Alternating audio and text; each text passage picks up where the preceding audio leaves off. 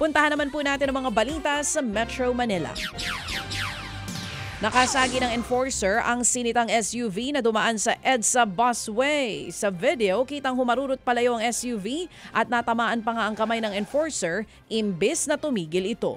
Naplakahan ng sasakyan na may government plate number. Sinita rin ang isang pick-up na may wangwang at blinkers nang dumaan din sa EDSA busway.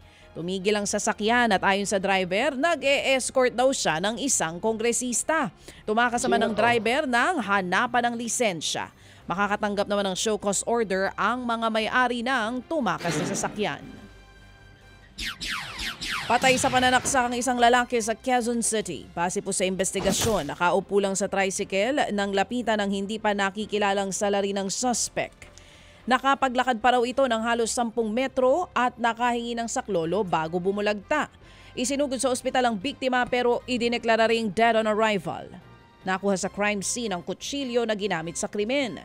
Inaalam pa rin ang motibo sa pananaksak at nagkakaroon ng backtracking ng mga CCTV para sa nasabing investigasyon.